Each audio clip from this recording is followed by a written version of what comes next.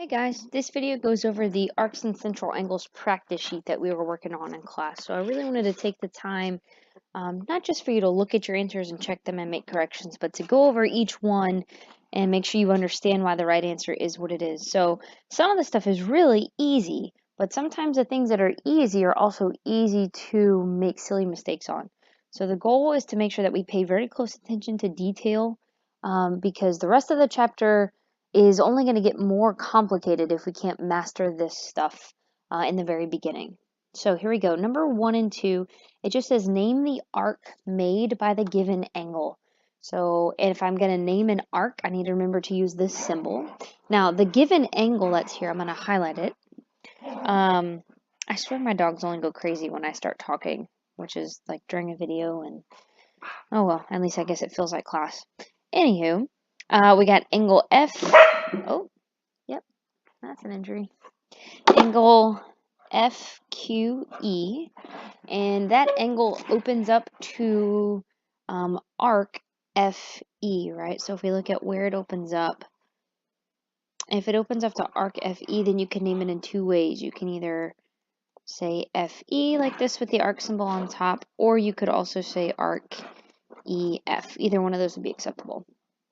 For number 2, the angle that we're dealing with is angle 1.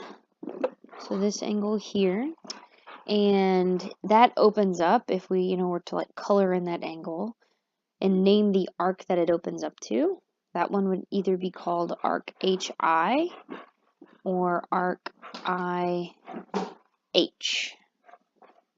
Okay. Number 3 and 4 are the opposite.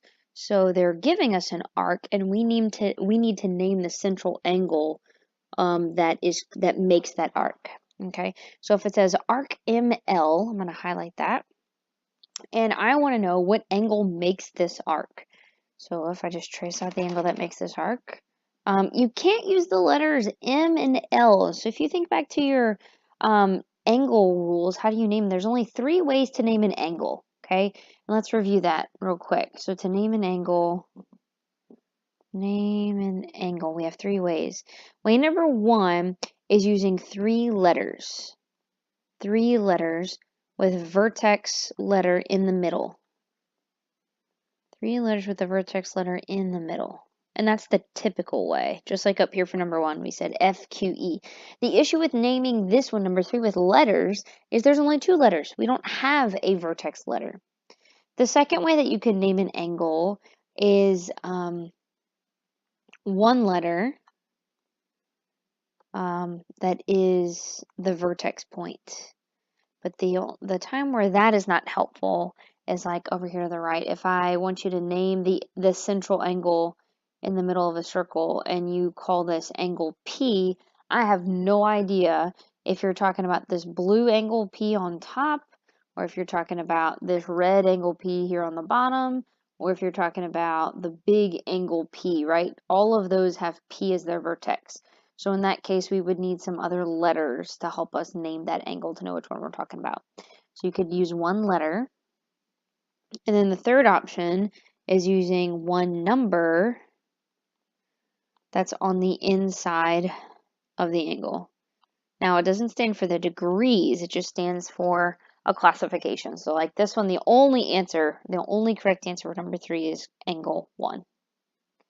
Number 4, arc ML is here, M to L, and if I'm going to name the angle that opens up, or that is created by arc ML, would be this angle here. If I shade it in, this Q, it should have been labeled a little bit better. This Q stands for the center of the circle. So you have 2 choices. You can either call that angle MQL, using 3 letters, making sure Q is in the middle, or angle LQM. So either one of those would be correct. Number 5 and 6 and 7 and 8 say, if an angle is given, name the arc it makes. If an arc is given, name its central angle. So we've really been focusing in on that a central angle's vertex is the center point of the circle. Okay, number 5. It says arc RS. So here's that arc. So since they gave us the arc, we want to name the angle that is created by that arc. So the angle would be this one here that it opens up to. And again, you have two options. You can either call this angle SQR, or you can call it angle RQS. Number 6. We talked about this one a little bit already, but just to go through it again. It says, what is the major arc for angle 1? So the first thing I want to do is locate angle 1, which is on the left side. And so it opens up and it looks like this. So if I shade it in, it would look like this. Now, the question is to name the major arc. Well, the blue angle that we have right now is actually a minor arc. We know minor arcs. Ooh, excuse me. Minor arcs are less than 180 degrees. So since this one that's already highlighted in blue is less than 180, that's going to be the minor arc. So if we're going to name the major arc, and maybe let my angles color coordinates, the major one will be the yellow one on the right-hand side. Okay, so if that's the major arc, in order to name that, we have to name major arcs using 3 letters. Okay, 3 letters. And again, you have to go in order, just like with an angle. Your vertex letter has to be in the middle. When you name an arc, you need to either start at one of its ends. So you have to start at either B or A, and you have to kind of trail over the arc to go through your other points. And the only 2 options would be arc A, C, B to trace over the yellow part, or you can go the other direction and you can call it arc B, C, A. So the key is you must use 3 letters because it is a major arc. Number 7, angle KQL. So let me trace out that angle. K to Q to L is this angle here. And guys, I'm using colors because it's easier for me to teach that way. You are more than welcome to do use pens or colored pencils or whatever to do the same thing, or at least shade things with your pencil so that you know exactly what you're looking at. Okay, angle KQL is what they gave us, so they want us to name the arc that it opens up to. So you have 2 choices. You either have arc KL or arc LK.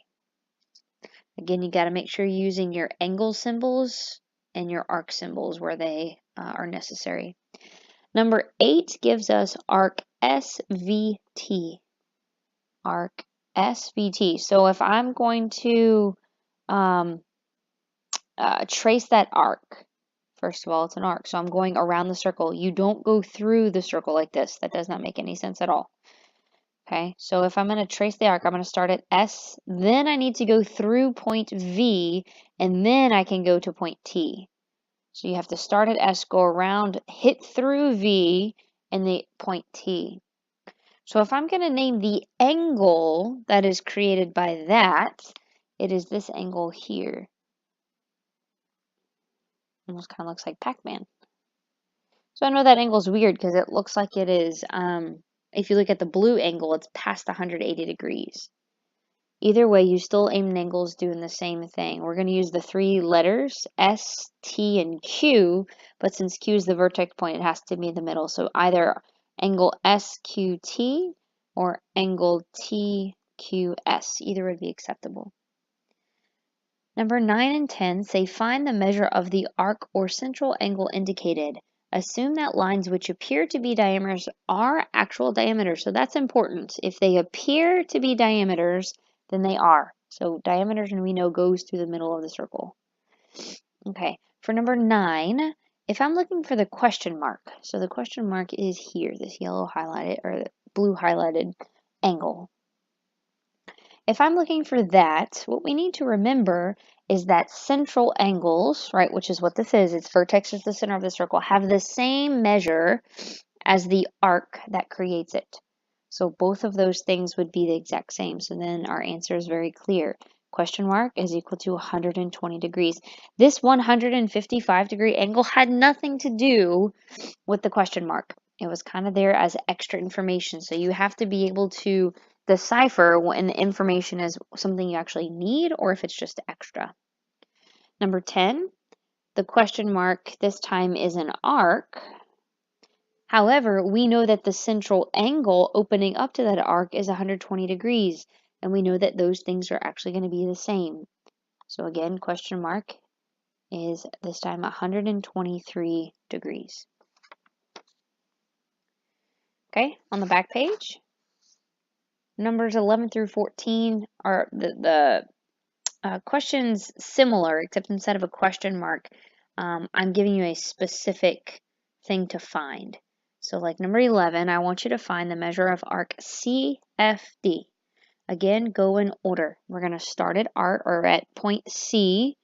And if I'm going to trace over that arc, I have to go from C, then through point F, and then to D. So I'm going to go here all the way around the circle like this, and then to D.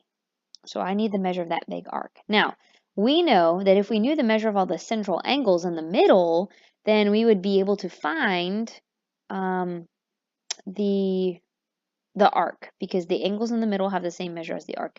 So please know this going forward. There are lots of different ways that you could approach these problems, and what I'm going to show you is just going to be one of those ways. So it's okay if you found it doing something else. Basically, the thing to note here is all I need to find are these two missing angles. These two ones with red angles. And if I knew those, then I could add up all the angles that are a part of the blue arc, and then I'd have my answer.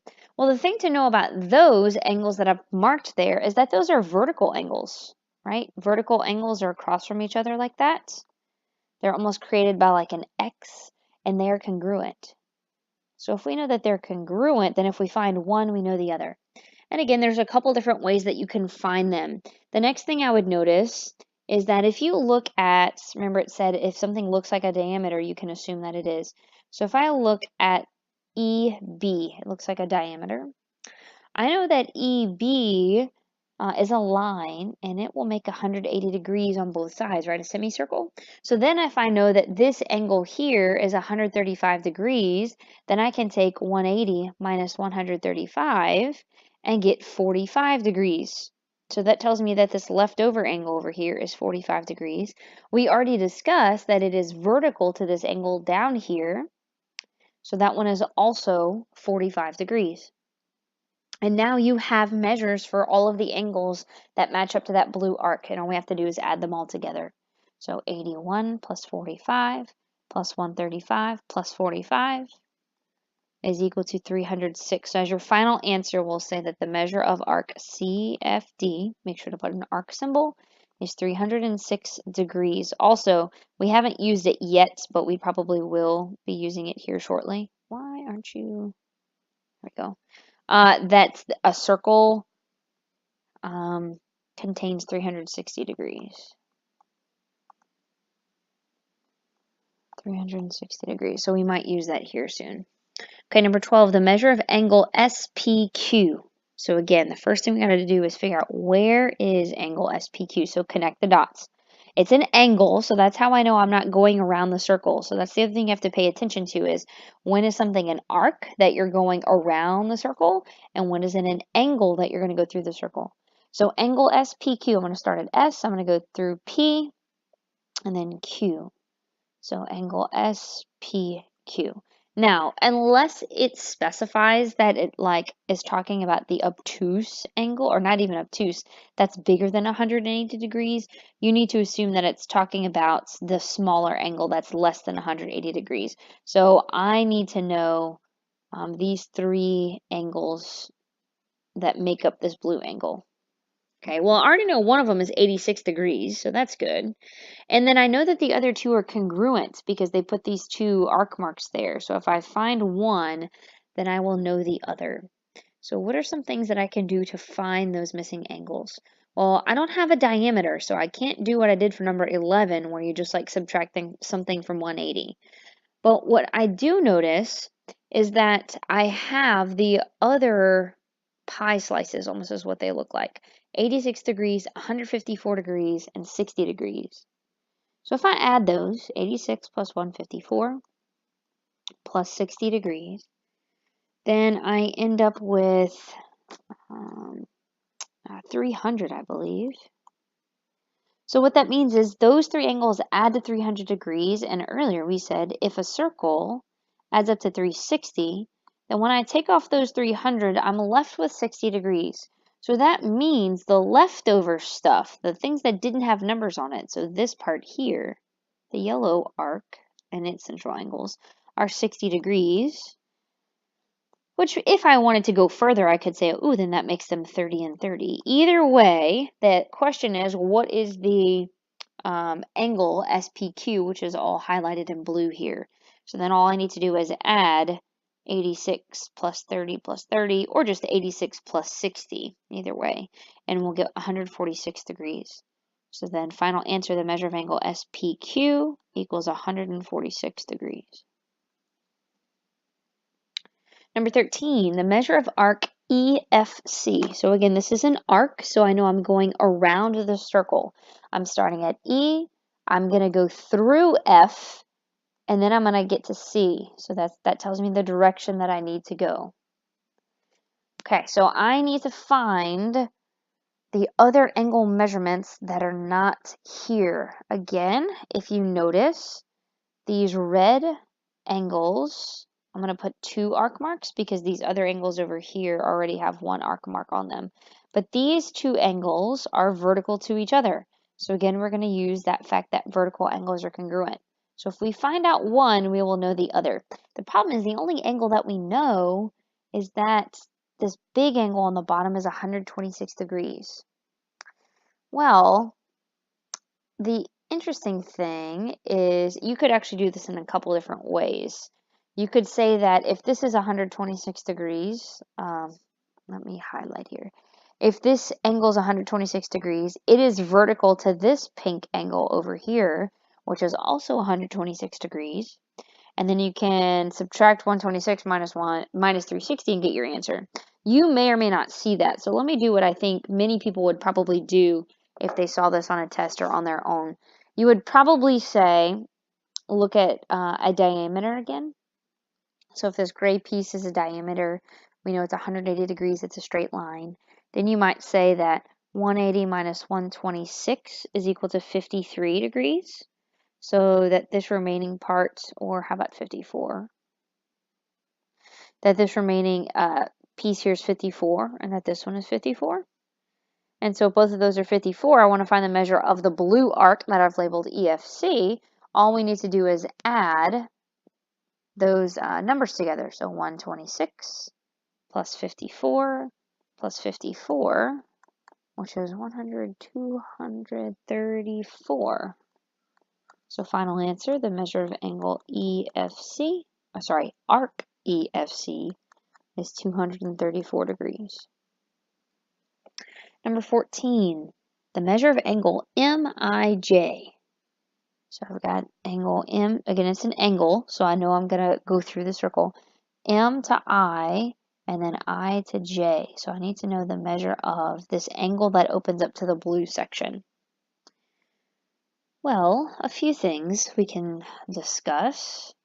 There are lots of different ways that you could solve this, actually. Again, I would say the easiest one would just be using the diameter. So if you know that this is a diameter, this gray piece, it's 180 degrees, it goes straight through the circle. Then if I subtract 180 minus 55, then I end up with 125. So if this part's 55, then I know the remaining part makes up the whole diameter itself is 125. So very quickly, I have my answer. Measure of angle MIJ is 125 degrees. Okay, the next two questions say solve for x.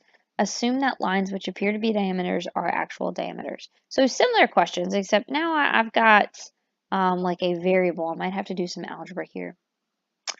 Well, x is located in this arc measurement here. So the thing to note, just like we did on the last problem actually, is if you recognize that this gray piece is a diameter, and then it's 180 degrees, then I could add, so the thing to remember too, guys, is that, you know, this angle is 140 degrees, then so is this arc. It's 140. And then, you know, if this arc is 6x minus 8, then so is this angle. So it doesn't matter if you have the arc or the central angle because they're both always equal to each other.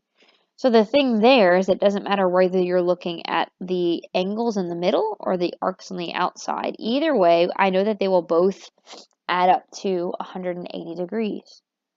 So then we're gonna do just that. 140 plus the other angle, 6x minus 8, should equal 180 degrees. And then from here, all we need to do is solve.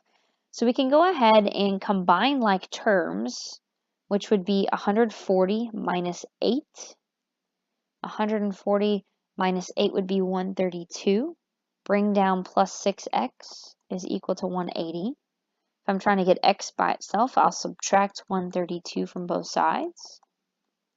And then I get 6x is equal to 48. And then I will divide both sides by 6. And I'll also get my value for x, which is the answer. X is equal to 8. Okay, for number 16, something very similar is going on here. You can see that we have another diameter, which we know diameters are 180 degrees. We can see that one of the arcs on the circle is makes up part of the diameter. It's x plus 93, and it's got a congruence arc to this other one. So I know that this other one is also x plus 93. Now, what some people might do, and some of you may have done, I know in the past this mistake is made a lot, you may go ahead and say, oh, well, if those are congruent, then I know x plus 93 is equal to x plus 93, right? These two are the same, so let me set them equal. And then what happens is, when you take x away from both sides, you end up with 93 equals 93, and then you subtract 93 from both sides, you get 0 equals 0. So it doesn't actually solve for x. So if you're going to solve for x, even though that's a true statement, right? Both of these arcs are equal, I need another number, and that's where the 180 is going to come into play. So instead of setting those guys equal and not getting anywhere, we're going to add them together. So x plus 93 plus x plus 93, and when you add them together, they're going to equal 180. Okay, from here we can go ahead and add like terms. So that'll be x plus x is 2x, and then 93 and 93 is 186 equals 180. And again, if we're trying to get x by itself, we'll subtract 186 from both sides. And that leaves us with 2x is equal to negative 6. And then to get x alone, which some of you may wig out by that, but just keep going with me. Divide both sides by 2. And then you get x equals negative 3. And some people wig out at negative numbers. I don't know why. They're lovely, just like other regular numbers. Now, in geometry, you do have to be careful with negative numbers. Like, we cannot have an answer that says that an angle is negative 3 degrees or that an arc is negative 3 degrees, because angles and arcs are tangible. They have distance, and you can't have positive or you can't have negative distance. But this isn't saying that the angle is negative 3 or that the arc is negative 3. This is saying that x is negative 3. And you can double check. If you plug negative 3 back into one of these, then you get negative 3 plus 93, which is equal to 90. Okay, so you end up with a positive angle measure there. Okay, last two, 17 and 18, says find the measure of the arc or central angle indicated. Again, assume diameters, or assume lines look like diameters actually are. Okay, for number 17, first we need to identify what we are trying to find. It says the measure of arc, so it's an arc, I know I'm on the circle now, WV. So W to V is this arc here. So I need the measure of that blue arc or that blue angle. So we have to do a few things here. And again, there are multiple ways that you could try to solve this. First of all, I see that there's a congruence arc here on the bottom right side. So if this angle is 5x plus 10, then I know this one's also 5x plus 10. And then I know that there are a couple of diameters here. So I could do something like that. I'm trying to decide if there's another thing. The problem is we can't add up those two and set them equal to something, because it's not like those two themselves equal a diameter. Okay, so the way that I solve this and the thing to realize, and this is a little bit more challenging, which is why I want to go over it, is that if you look at these two diameters that crisscross like this, then if you look at the angles that make them, so we know that this blue angle is vertical to this bottom angle down here, but what this also means is this yellow angle to the bottom right is going to be congruent to that angle to the top because those are going to be vertical to each other. So we know that vertical angles are congruent. So if vertical angles are congruent, then that means 12x minus 2 is congruent to the angles on the other side. Now the angles on the other side are going to equal 5x plus 10 plus 5x plus 10. Okay, so then we get to solve this, 12x minus 2 equals, we're going to combine like terms. 5x plus 5x is 10x. 10 plus 10 is 20. And then to get x by itself, we will subtract, you could do a few different things. Let me subtract 10x. So 12x minus 10x is 2x, minus 2 equals 20. Add 2 to both sides. You get 2x equals 22. Divide both sides by 2. And you get x is equal to 11. Now, unfortunately, that's not the answer, right? That's what x equals. I need to find the blue angle. Now, I still have no numbers on the blue angle, okay? But what I can do is I can plug in x to one of the other angles and use that to help me. So I'm going to do that. I'm going to plug x in, x equals to 11, over here to this angle to the left. So instead of 12x minus 2, I'm going to do 12 times 11 minus 2. Which is going to equal 130 degrees. So I know this angle right here is equal to 130 degrees. Well then, if I look at, and you could do, there are other ways that you could do this too, but then if I look at this pink diameter, then I know that that 130 degree angle and the blue angle are supplementary. So then all I need to do is subtract 180 minus 130 to get 50. So then the measure of arc WV is 50 degrees. Last one, number 18, the measure of angle VST. So it's an angle, so I'm going through the middle of my circle. V to S, S to T. So I'm looking for the measure of this blue angle. Okay, well again, I know that angle is the same thing as negative 27x minus 3. Because I have those congruent arcs over there. I don't have any diameters to help me with this, okay? But I do remember that the three angles, or not even three, just any number of angles, whatever the case may be, in a circle will add to 360 degrees.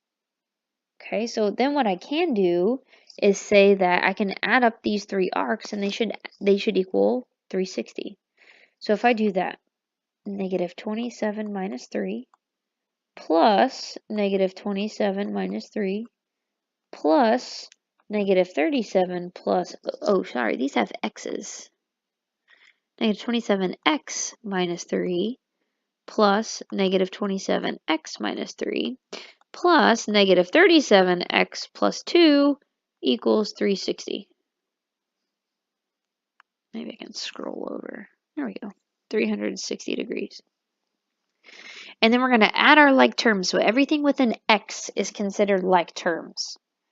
Okay, so then I'm going to have negative 27x minus 27x minus 37x, which will equal minus 91x. My other like terms will be negative 3 minus 3 plus 2, which will be negative 4. And those will all add to equal 360. So again, this looks a lot nicer now, and then I could just do some algebra. If I add 4 to both sides, I get negative 91x is equal to, this is adding, 364. And then if I divide both sides by negative 91 to get x alone, I get that x is equal to negative 4.